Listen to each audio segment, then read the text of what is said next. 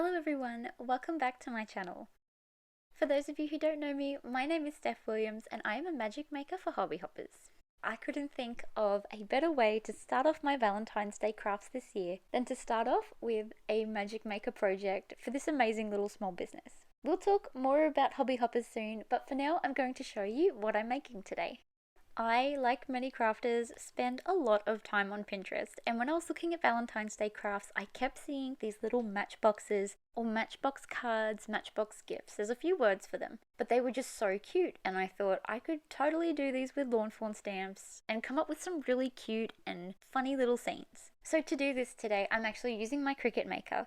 I'll include the link to where I got this Matchbox SVG from. I'm sure there's plenty all over the internet. There's probably free ones, but I had already purchased this one a while ago. And so what I'm doing is cutting 3. I could have made so many more. These were so much fun to make. But I'm cutting 3 of the boxes out of white cardstock, and I'm using different Valentine's Day themed pattern paper to decorate the outsides. So here I am in my Cricut design space getting them ready to cut, and here they are cutting out with my maker.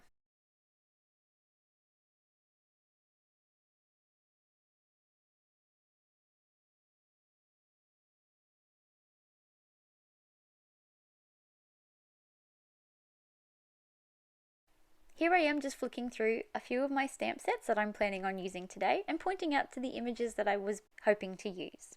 So I stamped them all out on some white cardstock with my Memento black ink. Today I'm using some cute little skunks, these little seals, and the new bowl of cereal. I have been dying to use this.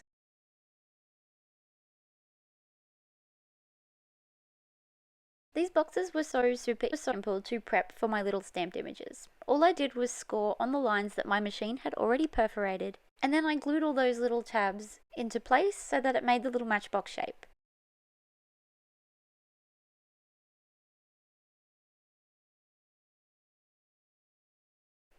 The SVG that I used had all of these little rectangles as part of the design, and these are to decorate the outside of the box. I did duplicate this large rectangle so that I could have one on the inside of the box as well, so that that pattern continued onto the inside. It really helps set these little scenes that I want to create. The rest of these pieces go along the outside of the box.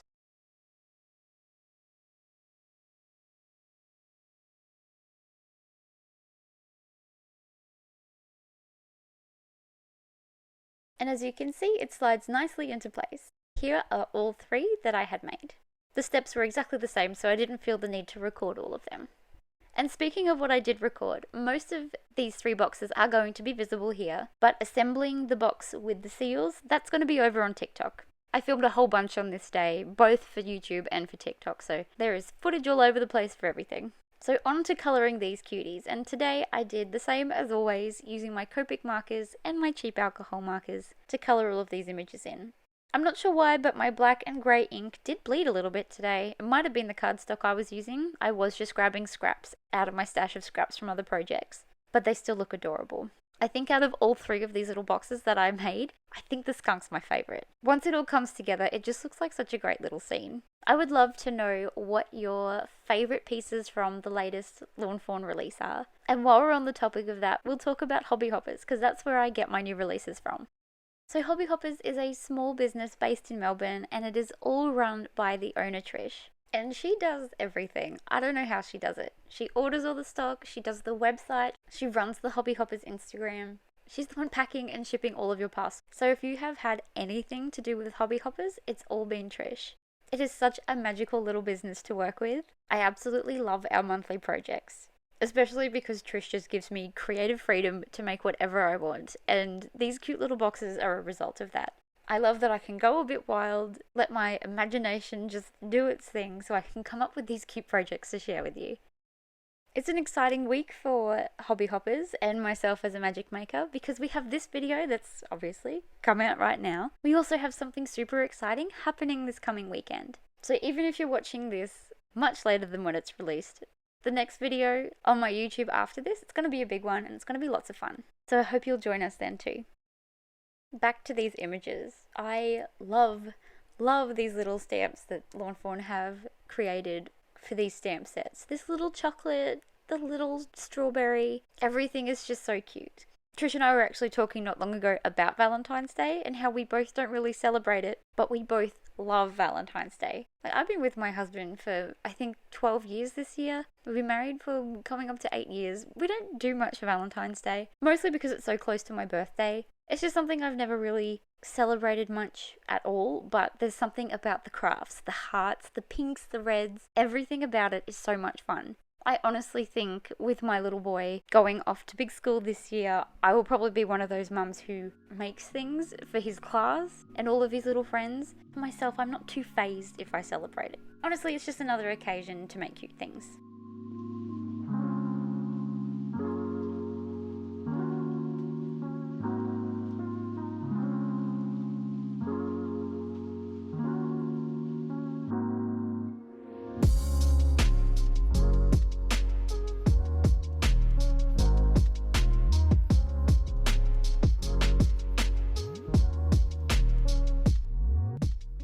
So what I'm showing you here is all the dies that I have used to cut out all of these. There's lots of hearts. There's the XOXO, big stitched hearts, the scallop gift tag, the skinny tag, the little hearts from the skinny gift tag set. So many things.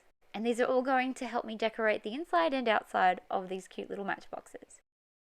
I've got a bunch of sentiments to emboss. I did already film some for TikTok here, but this one was my favorite and I wanted to keep it in this video. You make me feel sentimental. There is just something about that skunk set that I love. It is so much fun. Wordplay and cute creatures are just my favorite things about this brand. I'm also stamping a cute sentiment on my skinny gift tag.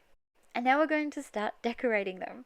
So what I love about this XOXO die is that all of these letters are only joined by one tiny piece. So you can chop them and trim them without damaging or disrupting the letters, if that makes sense. You could cut a whole bunch of them and you wouldn't really know that they were meant to be attached together. And I love that for this because this little box was too small for the XOXO, so I trimmed off one O and you couldn't even tell. This twine I'm using is by Fawn, but because I get rid of all my twine packaging, I can't remember the name of it exactly. But it isn't just red and white, it's red, pink and white. So it is perfect for this box because it ties all my colours in nicely. From that, I'm just going to be tying a little bow. This is just adding texture and dimension to the front of this box. After I trim off the excess, this is what I do with all of my twine. I just add a little drop of glue on each end and just roll it between my fingers. This will prevent any fraying in the future. On the back of this, I'm going to be adding some foam squares for some more dimension. Now to do my little scene on the inside, and so I've stamped and embossed the words "No Seriously."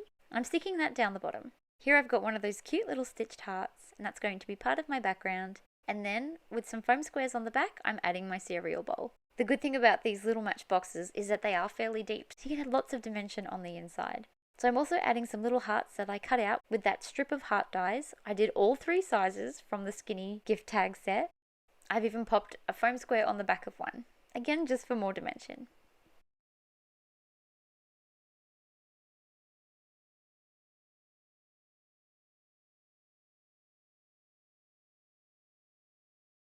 On to the next box and the last box that I show assembling in this video, because once again the other one will be over on TikTok, and this one is the one that's my favorite. So what I'm doing here is I am laying the scallop circle and the plain stitch circle from that tag set, and this was mostly just to tie in all the boxes together. You may have noticed, but I used the same 3 pattern papers that I decorated the boxes with to decorate the fronts and some bits on the inside with the stitched hearts and the tiny little decorative hearts. Before I go adding dimension to my little skunks, I'm going to be gluing on the pieces that they're holding. This will just make that step of adding dimension a little bit easier. After popping some glue on the back of my circle tag, I thought it would be cute to bend the edges up a little bit, just for more dimension, just for different layers and different textures. I left them unglued and folded them up a little bit. It's subtle, but it's a bit cute. With that "You Make Me Feel Sentimental" sentiment that I had stamped out before, at the point I trimmed it so that it was split into 2. I'm going to be sticking one on the outside of the box and one on the inside so that when you open it, if I do it right and line it up, it will look like one long sentiment. Time to add my skunk to the front of this, and as you can see, he's got all of his foam squares on the back. Adding this little bit of dimension just changes the look of the top of this box, and I love it so much. This little guy, he's covered in foam squares too, so he's going to have dimension on the inside of the box. First, I'm going to add that sentiment though, so that I can have it lined up nicely. I just love this box so much. I love that the sentiment continues when you open it up, and I love that it looks like this little cutie with his chocolate box is also getting something from his Valentine inside the box. It's just adorable. Here I'm just adding some extra little hearts just to fill in the space.